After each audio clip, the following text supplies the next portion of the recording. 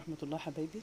الأكل دي النهاردة اللي احنا عملناها السمك المشوي بطريقة حلوة جدا وفي بيتك من غير ما تروحي تشوي عند الشواية، وبطريقة نظيفة جدا، والطعم ما اقولكيش عليه، من غير ما نقعد ندخن ومن غير ما نبهدل الدنيا ومبهدل البوتاجاز.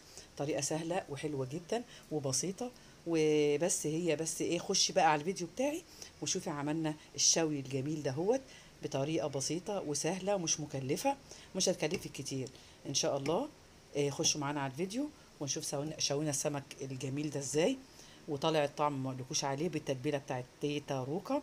ودي قناتي، خشوا معانا. واللي وصل معايا هنا ما تنسوناش اللايك والاشتراك في القناه وتفعيل زر الجرس عشان يوصلوا كل جديد. بحبكم حبايبي في الله. خشوا معانا في الفيديو، ما تنسوش من اللايكات اللايكات اللايكات. يلا نبدا ونصلي ونسمي الاول ونصلي على الرسول صلى الله عليه وسلم ونبدا كده حبايبي. جبنا السمك بتاعنا، انا جبت دولت كيلو ونص سمك، على طبعا على حسب الوجبه بتاعت الاسره. احنا 3 افراد فكل واحد سمكيه حلوه بسم الله ما شاء الله كبيره. تمام كده، هنضفهم وارجع لكم تاني.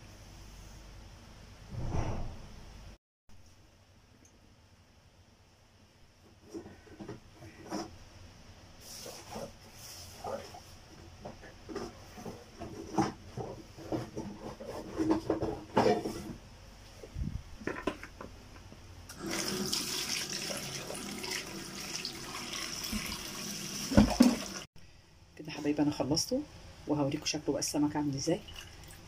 بص البطن بتاعته ما فيهاش اي حاجه اهي، تمام كده نظيفه. ده اهم شيء. السمك ده انا جايباه عشان هشويه، وانا ما بحبش طبعا اشوي بره، انا بشوي في البيت هنا اهوت. تمام كده حبايبي، خلصت كده السمك بتاعي. هبدا الخطوه اللي بعدها اهو. تمام كده اهو، برضو في بواقي لسه ميه بدم، دي طبعا هسيبها اهي وهنقعه شويه، واحط عليه بقى معلقه خل.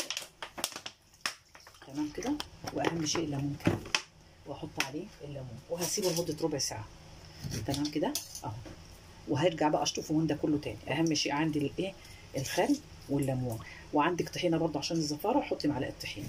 تمام، ما عندكيش خلاص يبقى الليمون هو بيغني عن كل حاجه. انا حطيت الليمون اهوت، وهتركه شويه لمده ربع ساعه و10 دقائق. تمام كده اهوت، هسيبه وبعد كده نشوف هنعمل في الخطوه اللي بعد كده. كده حبايبي جهزت الرده بتاعتي، وجهزت هنا الحشوه بقى بتاعت السمكه.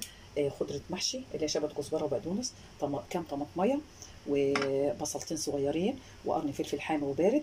ودول بقى الخلطه الجميله اللي السر جميل قوي في الخلطه بتاعت السمك. مع كمان مع الدقه اللي انا عاملاها لكم حنا حبايبي، طبعا مع الخلطه الجباره بتاعتنا اللي احنا بنعملها. الخلطه عباره عن بسم الله ما شاء الله.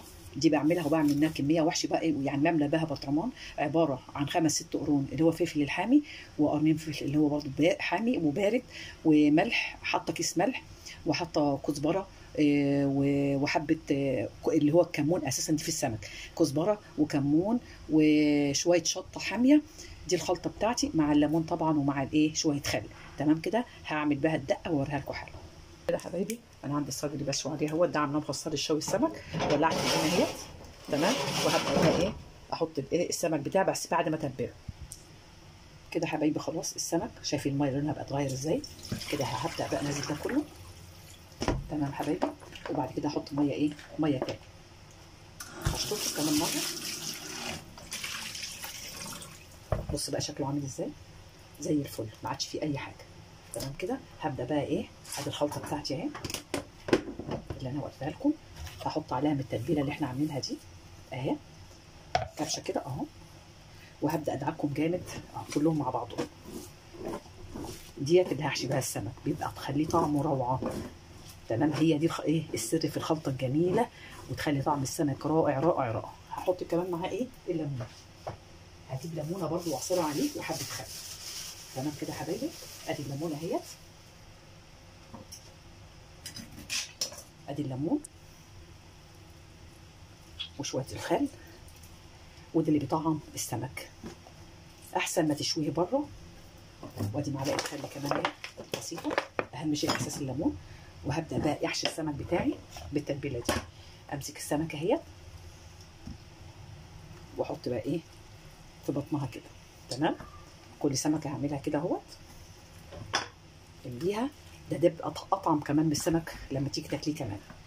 كده الخضره ومفيده وموسعه. ادي كان بقيه الكميه اهي كانت تمام كده يا حبايبي. وهبدا بقى اعمله بالايه، بالرده. خلاص كده عندي الرده بقى اهيت. هبدا اهوت احط السمكايه تمام كده يا حبايبي اهي، غرقاها كلها بالايه، بالرده. وبعد كده هنحط بقى على الصاجه واوريكم بقى ايه الطريقه عامله ازاي واحنا بنشوي. الدقه دي بقى هحط منها معلقتين في ميه بس بعد ما يطلع السمك ان شاء الله، ونتبل بيها السمك. تمام كده الصاجه يا حبايبي. هعص بس نقطه زيت كده، ودي ايه عشان السمك ما يلزقش في ايه، في قلب الصاج. هجيب بقى السمك واحطه قدامكم كده. السمك اهو يا حبايبي، التتبيله اللي احنا عاملاها اهي تمام. ادي السمكه بتاعتي اهي، واحط بقيه السمكتين الباقيين كده زي ما احنا شايفين يا حبايبي.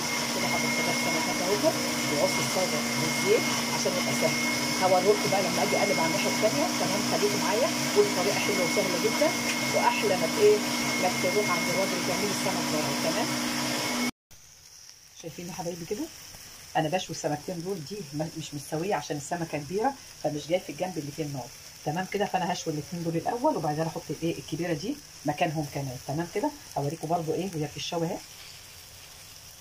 انا هجيب بس الايه اللي بقلب بيها اشوفها كده اتشوت من تحت. بدات تتشوي اهي. بصوا يا حبايبي هقلبها لكم اهي. شايفين كده الجنب الثاني برده اهو. هقلب كده على الجنبين كده اهي، ولا عمل اي حاجه ولا رحت لاي حد، وسهل في البيت على طول من غير ما تكلفي نفسك. ده كيلو شوي السمك ب 8 جنيه ولا ب 10 جنيه. طب ليه؟ انا عندي حبه الرده والتتبيله بتاعتي وغسلاه نضيف وعاملاه ومحدش يعمله لي، وده بيكون انضف واسهل والحمد لله وموفر في نفس الوقت. هكمل بقيه الشرب واوريه لكم برده يا حبايبي. برده نشوف السمكه اللي بعدها دي برده كده. بص كده تمام. بص عامله ازاي. بس هكمل شويها بقى من كل حته كده، هقعد اقلبها على كل جنب. تمام يا حبايبي هوريكم بقى اما يطلع ويتشوي. والحشوه ما قلتوش بقى على الحشوه اللي احنا عاملينها بتاعتنا. حته الصاجه عندنا كل المستلزمات بتاعتنا عندنا. نعمل بره ليه ونوفر الفلوس طبعا لحاجه ثانيه. تمام يا حبايبي هكمل شوي وارجع لكم تاني. كده يا حبايبي خلاص السمك اتشوى اهو. هطلعه بقى ارصه في الصينيه. بص محمر ازاي. بص الجمال بتاعه بسم الله ما شاء الله. ولا احلى شوايه اهو بسم الله ما شاء الله. هطلعه بقى ارصه في الصينيه واوريه لكم بقى بعد ايه ما اطلعه. دي بس اللي هسويها كمان شويه، اقلبها على الناحيه الثانيه واوريها لكم بعد كده. خلاص وهرصه في الصينيه واوريه لكم على الصينيه. تمام كده حبايبي كمان جهزت حاجه السلطه اهوت. هوريها لكم بقى. قطعت الفلفل والطماطم والكلام ده كله هوريكم بقى واحنا بنقدم الاكل مع السمك. وده السمك بعد ما شويته تمام كده اهوت. وحطيته طبعا في الميه هنا. الميه اللي احنا عاملينها الميه اللي عاملاها بالدقه اللي هي الفلفل مع الشطه مع الكمون، وحطيت عليها عصره ليمون. تمام كده حطيته هنا عليهم. تمام كده يا حبايبي حطيته في قلب الطبق. وده السمك اهوت المشوي في البيت بطريقه جميله جدا. وهنا معايا السلطه. هغرف الاكل واوريه لكم الاكل منظره عامل ايه. تمام يا حبايبي افتح لكم برضو حته كده من السمكيه عشان تشوفوها. بسم الله ما شاء الله. بصي اللحم بتاعها مستوي اهو. تمام يا حبايبي شوفوا الطعم بقى. مش هقول لكم على الطعم بتاعه بالتتبيله وزي الفل. ان شاء الله تفضلوا معانا وان شاء الله اشوفكم على خير والسلام عليكم ورحمه الله.